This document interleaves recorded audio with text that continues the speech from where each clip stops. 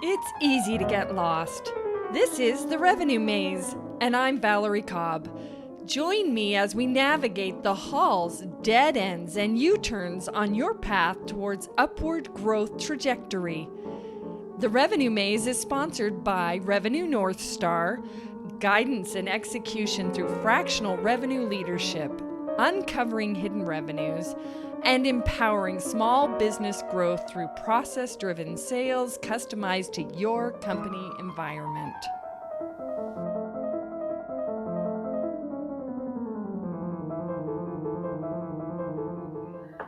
Welcome everybody to another great episode of the Revenue Maze. You can hear the guest in the background, which is fabulous because I'm so excited about this guest. He is so much fun. And I can't even begin to tell you about his networking group, but we'll talk about that a little bit more. Right now, he's a bourbon and cigar connoisseur, and he's married with 5 children, count it, 5, and he has 1 grandson, which is amazing. He is author and speaker and has done over 7,000, count them, 7,000 one-to-ones since August of 2014. And he is a word of mouth marketing specialist. I'd like for everyone to welcome CEO and founder of H7, Clay Hicks. Hi there, Valerie. Thanks for having me. I just got done changing the tire. I know, right? I'm so sorry to hear that. We were talking, and I was like, oh my gosh, you are a little bit like Batman or Superman after I've talked to you. So changing a tire, then getting on a podcast, then running here and there. I mean, that's just one of the best things about you, Clay. Thank you. There's a reason why I have Batman all over the place. So he's my favorite. Is he? Oh, okay. Okay, I got to know before we start the episode which he is my favorite. Why is he your favorite? Just out of curiosity. Yeah. So that would be The Dark Knight. Okay. And he's it has a lot to do with his the emotions that come with being that person and what all he felt he had to do, and there was a lot more backstory to it and all that stuff that kind of changed him and all that stuff. So plus a little bit longer, and it's just a much better story to me. Yeah, than the wow zonk pow of the 70s, right? I mean, it was almost like hilarious. If any, maybe we should interject one of those scenes yeah. That's awesome. Yeah, I agree 100%. Okay. Well, we always start, and we'll get into more of your history and your story and all the fun and exciting things. We always start with one show premise, and maybe in the next season I'll add to it or change it. I don't know. But right now it is the Revenue Maze. So what's one thing, Clay, that you can tell listeners and viewers that can help them get out of the Revenue Maze? Don't do it alone. Don't do it alone. Yeah. Don't we all think we're a bit of a superhero in our own mind that we try to do it alone? Yeah. Well, I mean, if you've been in business for 1 day or 15 years, it's just very challenging to figure things out all by yourself. And I, for one, have so many great relationships in my corner that they're looking out for what's best for, of course, a little bit of me, but not really. It's more about the influence of everything that comes with that, right? And so that'd be my one thing. All right. Well, give him. Now, I know you have a ton of pointers, but we don't have 5 months on the show to go through that. So maybe just for the show today, give 1 or 2 examples of how people can not go it alone. Let's discuss that a little bit. Sure. So what I mean by that is really, as an entrepreneur, it's easy for us to do things alone. And we even find ourselves doing it alone because somebody can't do it as good as us. And so There has to be. You just talked about me. You can't do it as good. Okay, I mean, I'm making notes. I mean, I understand. Like we're all built. We have talents and strengths within us, and so to me, we should try to find people that we can trust that do not share those strengths and talents, or there's some overlapping and they have greater strengths and talents in other places. Yeah. So Clay, so there's a lot to unravel there, unpack there a little bit, because I think that sometimes what people do is there's an element of vulnerability there. You're like, find people with strengths and talents that you maybe is not your strength and talent, which means on the converse, in a very competitive society, you're actually admitting that maybe someone else does something better than you do. So how do you get past that? Oh man, I mean, the long and short of it is honestly, like it starts with knowing that, like just the understanding that about yourself, the awareness. It really starts with awareness, recognizing, wait a second, I may not have the talents for this. But then that comes after you learn that you don't have the talents for other things. Yeah. Yeah.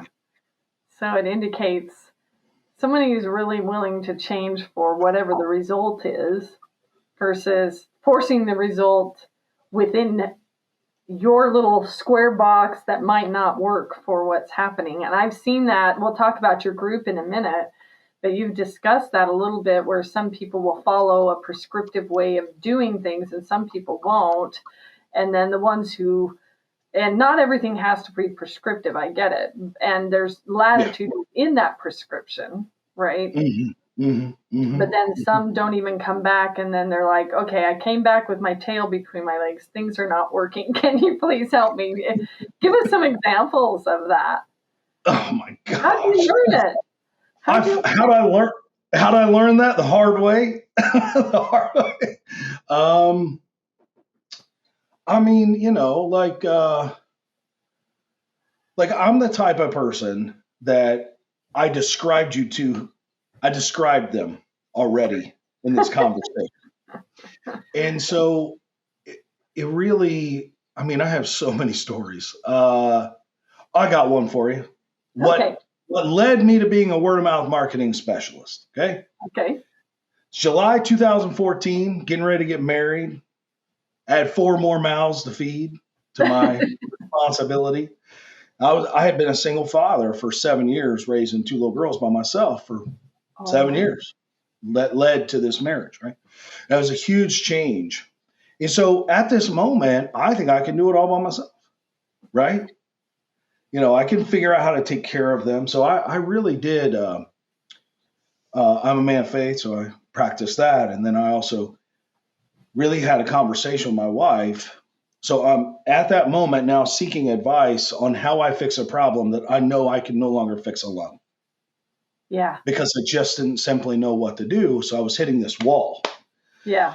And some might say an imaginary wall, but it was not imaginary to me. And so we decided that the best thing I could do is take action and meet with anybody for a one-to-one that I could. That's where it started. Okay. Well, I'm still going 9 years and 2 months later, and I'm 7,200 one-to-ones last week. It's changed everything.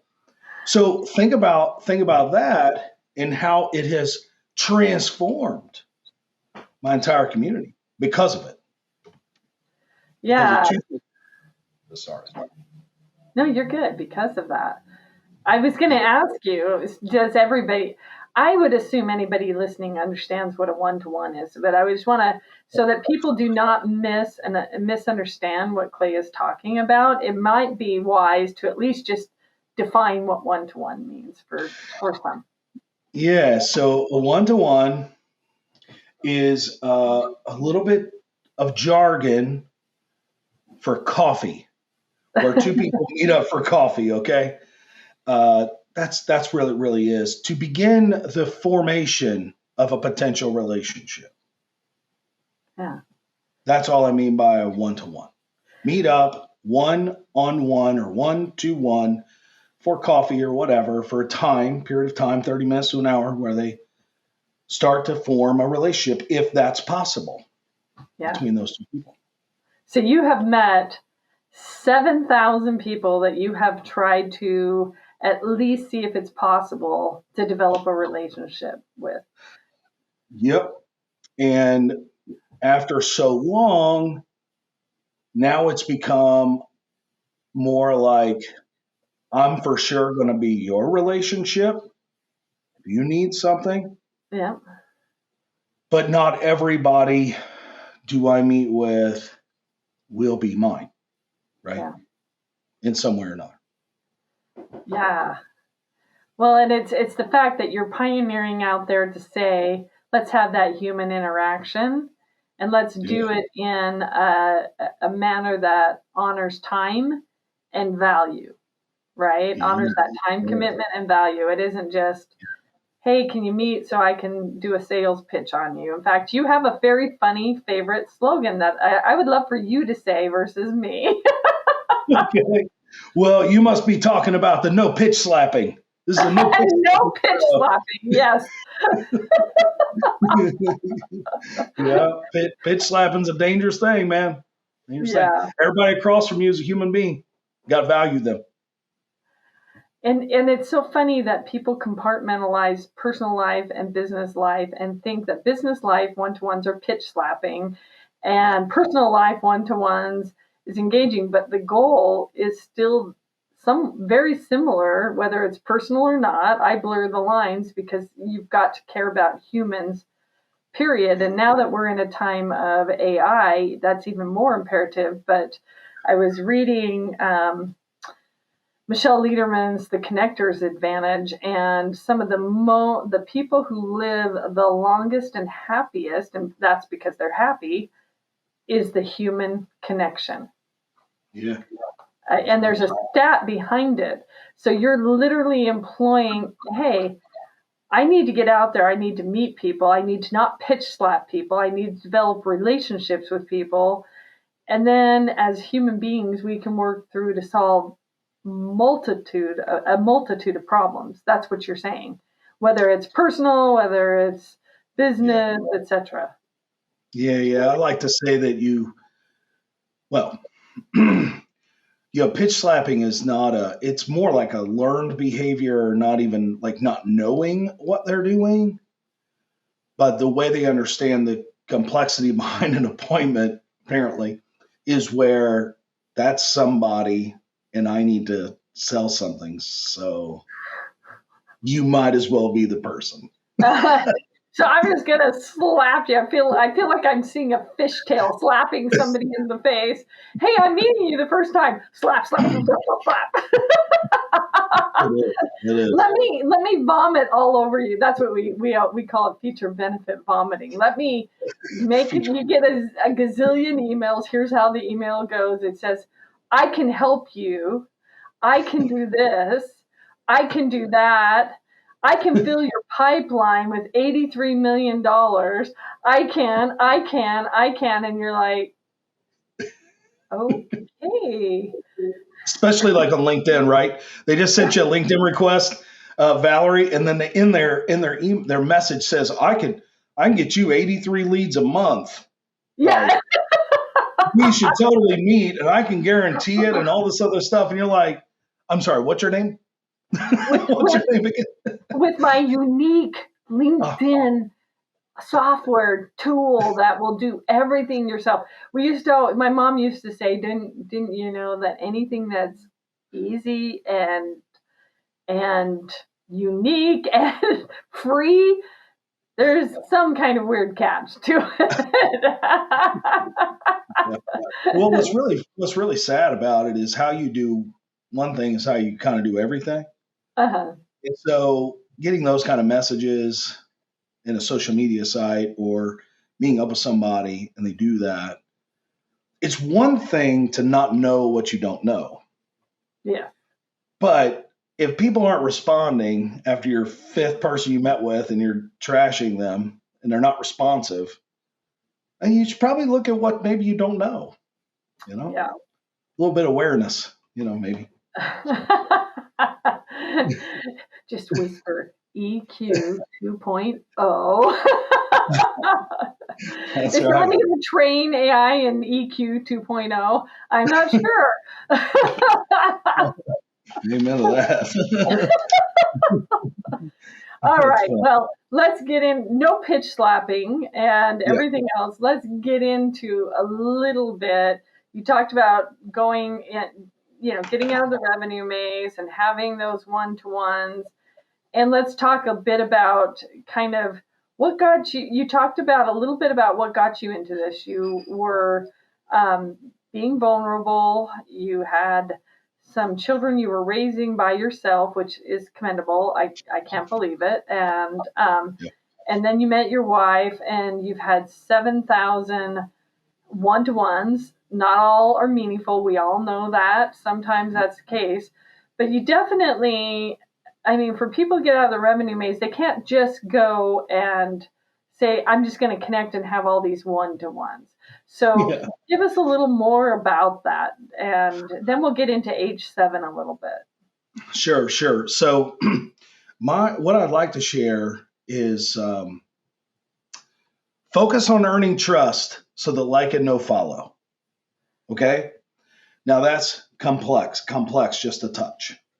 Most of us are used to building a relationship under the pretense of like, know, and trust. So if we like, know, and trust each other, we have a relationship of some sort, right?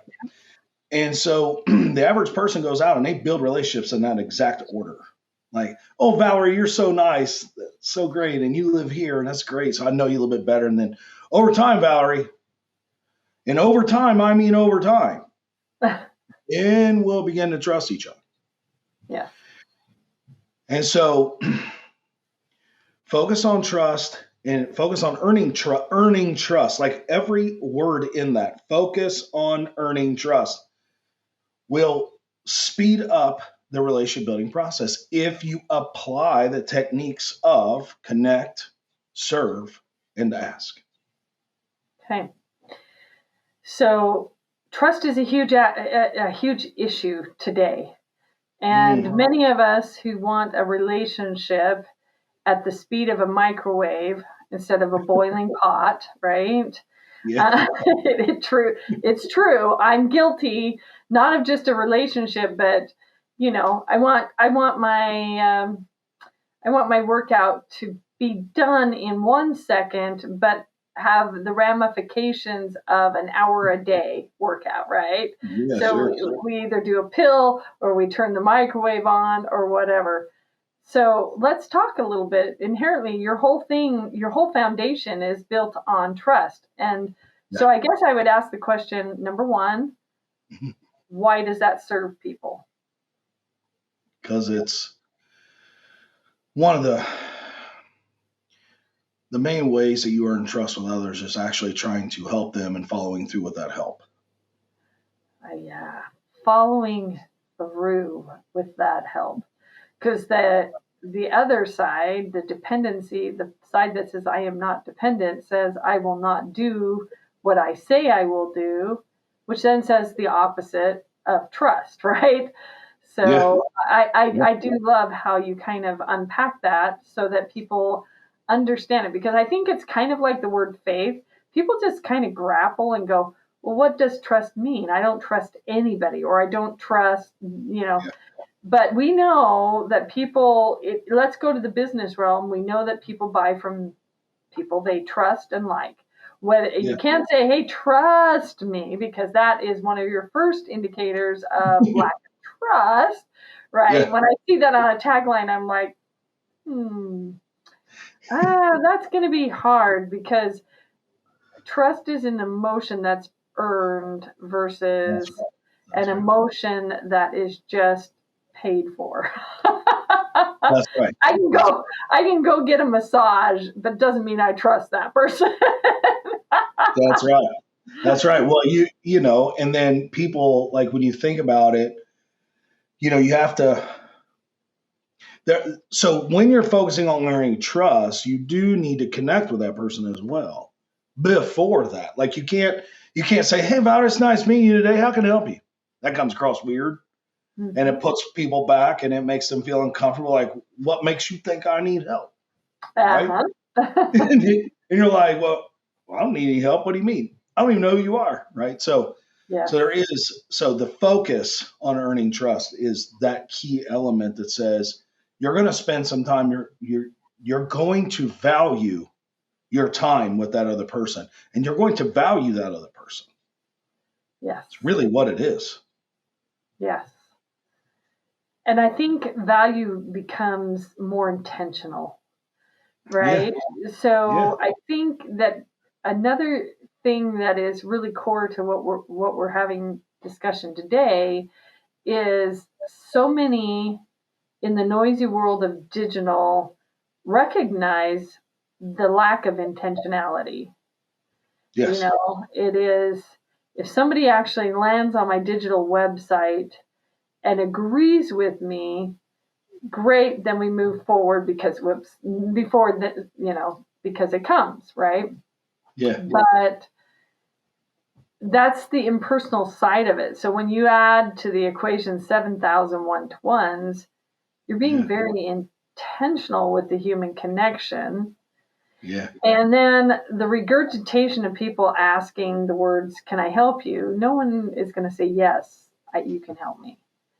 They're yeah. not until you've gotten some kind of, "I believe that this person will do what they say they are going to do." The whole actions speak louder than words kind of thing. It's very, very, Yeah. very true. If you're constantly coming back and following through with what you say you're following through with, then they know the result. They Because there's will. a result, whether we like it or not, there's a result, but it may not be what you wanted. Yeah, of course. Well, in the trust earning phase, when I said, you offer to help and value them, and then you got to follow through, Yeah. like that piece of following through, it just completes it. Okay, we trust each other a little bit more. And if we Mm-hmm. concentrate on that and valuing other people's time, well, first of all, we got to value our own time. We have to value ourselves, like Mm-hmm. in what we're doing as entrepreneurs or salespeople and how we're spending time. Then we can actually value other people's time or value them. So it's a little bit of confidence, self love, whatever kind of words you want to use there. I'm sorry, I'm not a great wordsmith in that arena, but I will say that if you don't value yourself, how are you going to value other people? So that It's true. that plays a role too. And it's kind of and in your kind of setting, you don't really ask people. So here's the other side of it. When you say to somebody, let's say, for instance, we were talking about your tire Yeah, that you had to go fix, yeah, if if you ask the question, "How can I help you?" the first response is, "I don't need anything. I'm fine. Thanks. Have a great day." that's But great. if Yeah, you ask somebody very specifically, "Can I help you get your tire changed?" they kind of go, "Wait, this person knows I need my tire changed. So can I help you with yeah, whatever it is?" And there's a whole discovery process that has to happen even hmm, prior to that in your ones to ones. So there's where the time starts to get more, you that's won't right. know about the tire if all you do is say, "Let's have a one to one," and off you go. Yeah. So I have this. So I have this. Some people call me this super connector or master connector or whatever. It's a superpower. Yeah. It's Actually, that. my super. So it comes from the active listening that has to be done when you're getting to know somebody. It comes from the desire mindset that I value their time, I value my own, and I'm not coming in and saying, Valerie, looks like you need some help. So I'm saying, so tell me about yourself and all these things that come in before the earning of the trust. Because, they in sales training and stuff, like you've heard, building rapport and all that stuff. So all that stuff really does matter. Uh, but I just wanted to tell you like that the active listening, the paying attention, the focusing, all those things play a role. You can't really do that well if you don't do that well for yourself. Yeah, well, building rapport is all those things. It That's is. the thing. A lot of times in sales training, and I'm not just sales focused, but a lot of times in sales training, it will say build rapport, have a Yeah. relationship. Yeah. But those are very broad categories right there. How do you build rapport? How do you build a relationship? And it really is no different than how would you build a relationship with your children? How would you build a relationship with your friends? How would you do that if by definition selling is solving a need and a challenge, then why wouldn't you understand that building rapport requires a time commitment, a value transfer, all of Yeah. those things? Because I remember, and I cite this a lot, but I remember when a friend of mine said, there's this great book. It's the Challenger sale. You got to read it. I think it's what you've been doing. And I'm like, what? And I'm reading it, and I remember thinking, oh yeah, this is really great. I can train all my sales reps, and I can train other, I can run in and talk to people. And it was so amazing to me how many salespeople gave pushback on that, because Matt Dixon puts in categories the challenger seller versus the relationship builder, and he qualifies what the term is for each of them, but they don't even read the term. They don't even read the definition. They come back and they go, well, I'm a relationship builder and there is no way, and they're the bottom performer, and this book is crap. And I remember thinking to myself, did you read the definition? And that's kind of with age 7.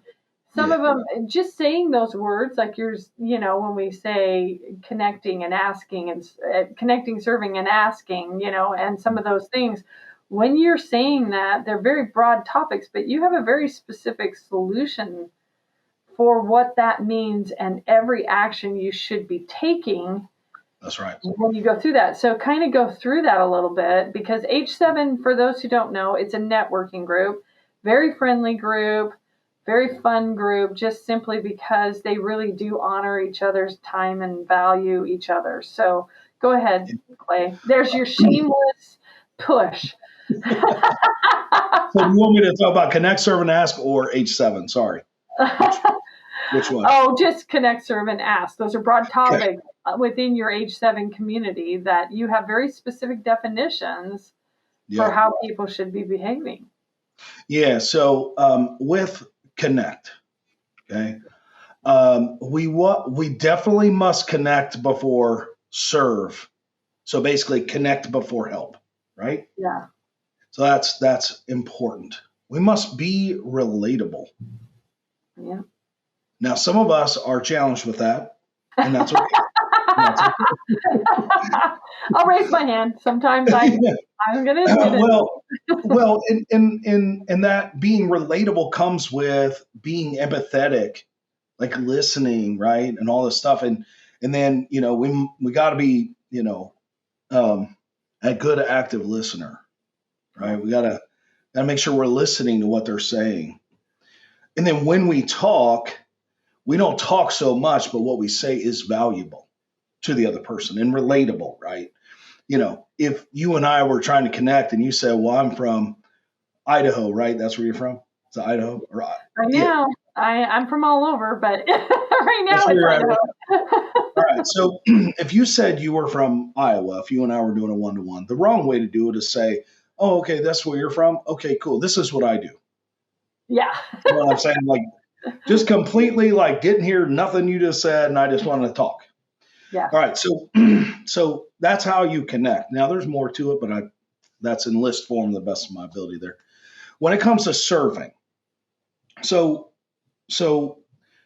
when you serve, you genuinely desire to seek to serve that other person. So be of service. So asking them how you can help, how you can pitch in, how's business going, all of these things. So connecting somebody is not always what they need. Adding value to them is, though. right? Okay. And Yep. so trying to serve them, right? So how can I help you? It's a great question. Who would you like to meet is another great question. How's business going? Because maybe you don't have a lot of connections, so you can help in any way you can. Your expertise, your history, your talents, you can help in other ways. And then lastly is asking. Now, the majority of our community has the problem of asking. They sure do. Okay. Yes. And so if you have connected before you served, and then you have served before you ask, the other person typically actually wants to help you back. It's not that they feel obligated, they just feel like they want to help you back. Yeah. And so oftentimes people they do what's called ask rambling. Don't do that. Ask rambling. I'm going to remember Ask rambling. So you want to be specific with your asks around industry, companies you want to meet. You want to make it easy on somebody else to help you. That's the deal. Make it easier on somebody else to open that door for you. Now, I just want to leave it with this, though, with the connect, serve, and ask. Number one, it's okay to ask because it gives the other person a chance to earn your trust. And you don't want to take that power away from them. Okay? Number two, connect, serve, and ask doesn't just work in one-to-ones. It works in your office with your colleagues. It works at home with your friends. And it then, of course, works in your one-to-ones. So it works across the board. Well, it is by definition really relatable.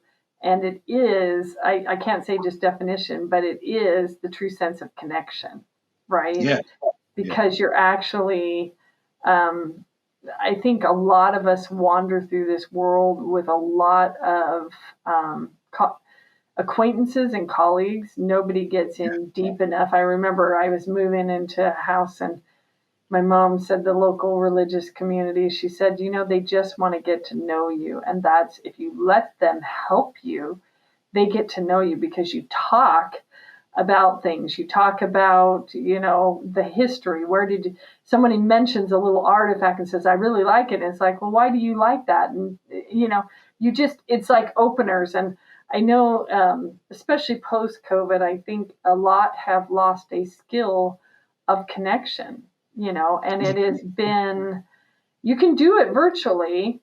And I'm not saying it has to be in person, but it's sort of that, it's like you're the antithesis of hit and run behavior, because it's so intentional, right? And that's why I love the no pitch slapping, because it doesn't matter if it's business or not.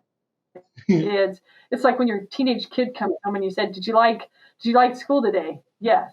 Versus, so what did you learn today at school? You get a more than a single syllable answer, and then you can dive a little deeper and actually think about that other person.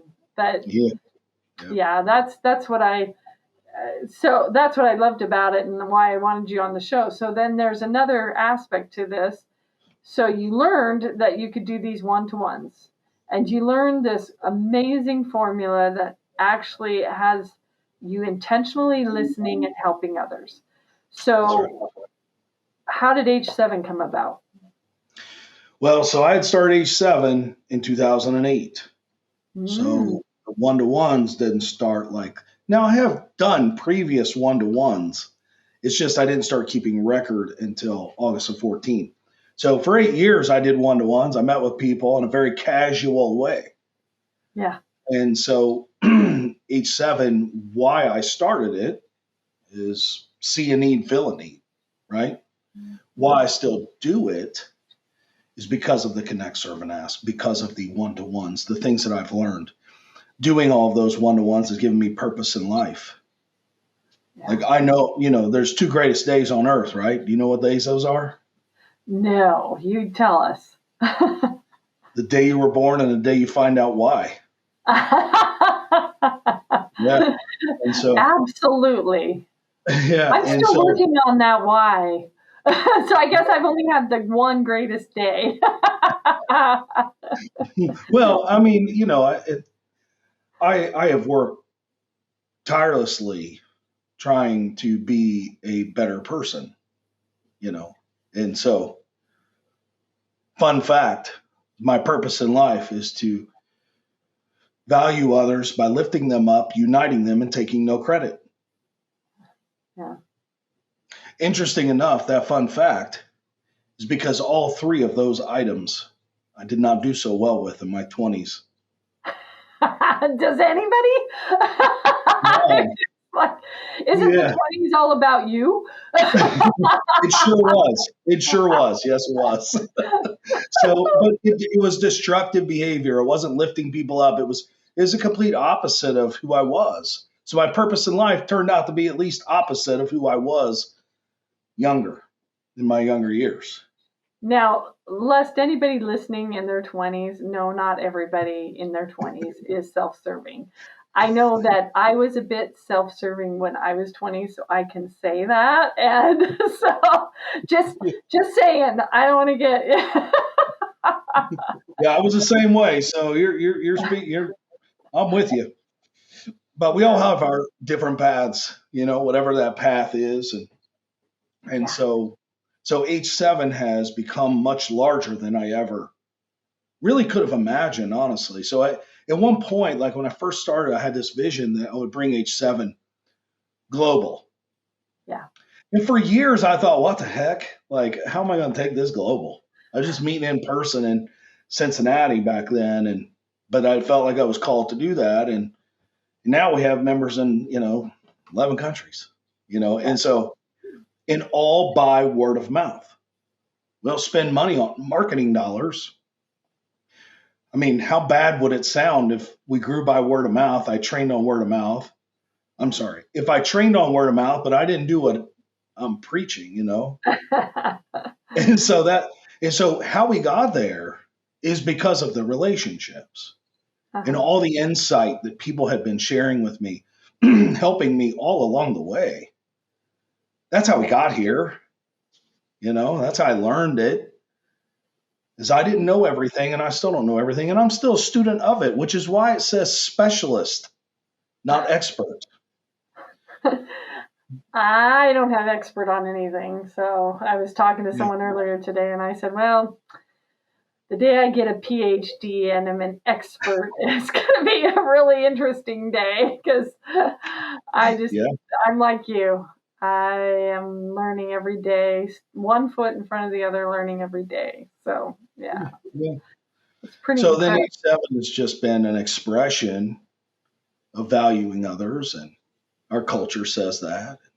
The Mhm. great people in the community say that. And, you're one of them, of course. And when you look around the room, like they seem to really care about other people too and their success as well. You can see it when we celebrate like our leaders. Like we Yeah, celebrate we endorse or celebrate our leaders that are running these groups on a weekly basis. yeah, Well, we do that because we should. We should endorse them. They're great people. And that's really what H7 is valuing everybody in the community.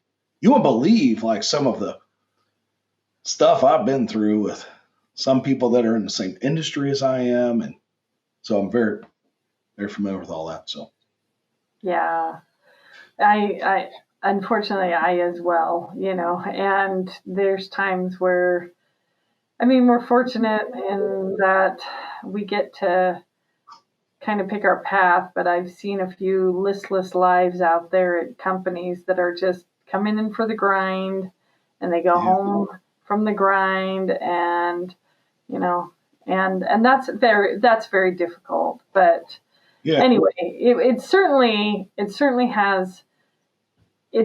interesting, and it's one of the things I think people crave is that genuineness and the ability to formulate those genuine connections, especially after COVID.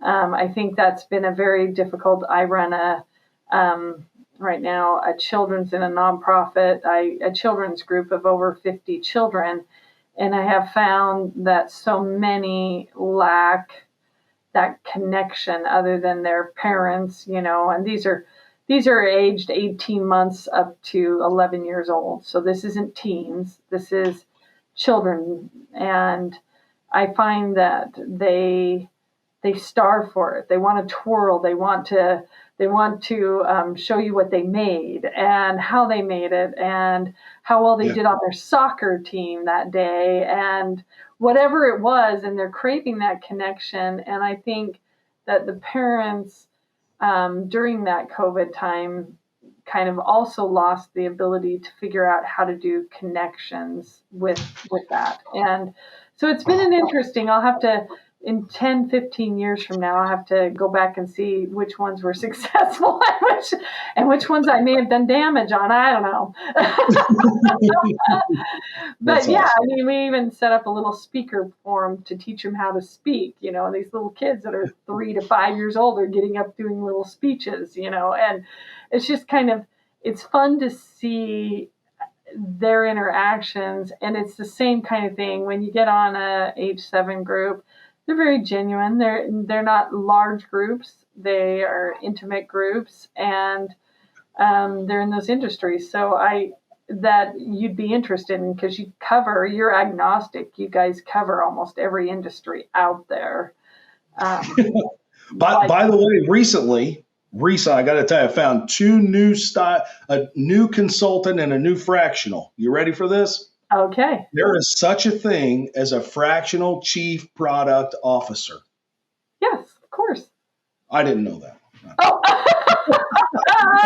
I've spent 0 time in corporate America. I worked in a steel mill in my early 20s. And so I don't have a college degree. So I never did any, I didn't know that stuff existed. And then I met one today that is a product officer, but she's more of a consultant. So I'm like, holy cow, there's so many different professions out there. You could put a chief to anything. I remember when chief people officer came out, chief evangelist came out, so not belittling what you were saying. It was like, well, of course there would be, right? Because there's a chief of anything. That's why we have the CXO designation, right? Because if you really think about it, it's like, well, it's a C-level. Well, what does C-level really mean? It doesn't matter if you call him a chief, you call him a director. If you're top of the, you're working with the CEO and you're a director, okay, and they don't have any chiefs. I don't know. I think that's what we could get into a whole new podcast on what chiefs are, right? Yeah, then we could have to hear that today. Well, we could also get into a podcast about too many chiefs, not enough Indians. Right. I think my brother used to always say, "There's too many bums in the tub." We'll put it that way, which means no one's getting clean.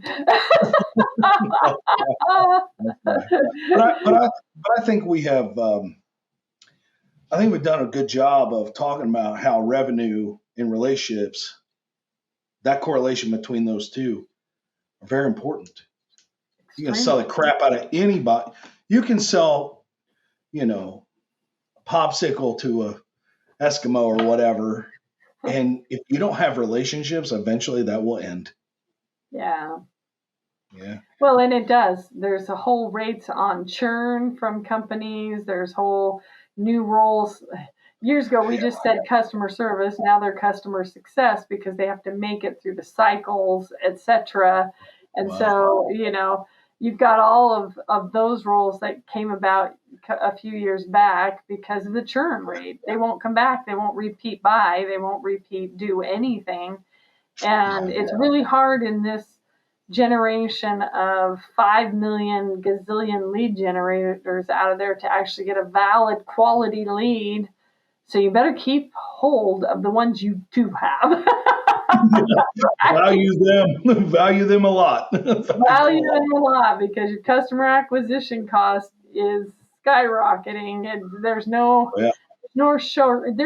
shortcut, no boiling the pot quickly in the microwave world. But so Clay, how can people get a hold of you? I mean, this has been an amazing episode, and I'm so grateful. I always say I'm grateful for people who get on this show. So, how can they get a hold of you? What's the best way to check into what you're doing? Yeah. So I would say connect with me on LinkedIn. So it's under Clay Hicks, not Clayton, and I'm in Dayton, Ohio, and there's not another Clay Hicks in there, so we should be good. Till tomorrow. There's a dentist, I think, in Ohio, but that's about as close as we get. So you should be able to find me there. Of course, you can email me at clayton@h7network.com. But also, I recommend that you go check out the H7 website, h7network.com, and make sure you don't type in H7 networking or h7networks.com. Yeah. It's H7 network is what it is. And you can reach me through all of those paths. And if you're interested in doing a one-to-one, to the audience, if you're interested in doing a one-to-one, would love to do one. I value everybody, or as many as I can, right, that's coming at me. So I got to make sure I'm valuing all of them. And so if you want to do a one-to-one, be happy to do that with you. And so let's do it. Yeah, that's amazing. Thank you so much. And that's very, very, very true. Clay does take one-to-one. So, yeah. And we could do a whole nother show on how many you get spammed with. But at this point, that it has served and it has done well. And thank you so much for everybody listening and watching. Share some love to Clay and the H7 group, because it really is a fabulous group. And thank you again for joining us today, Clay, on another episode of the Revenue Maze. Thank you for having me, Valerie. I really appreciate it. Really appreciate the opportunity to connect with you more, as well as be on this podcast with you. So thank you. Thank you very much. Thank you all for joining another great episode. Hats off to all you small businesses out there. I can't wait for the next episode.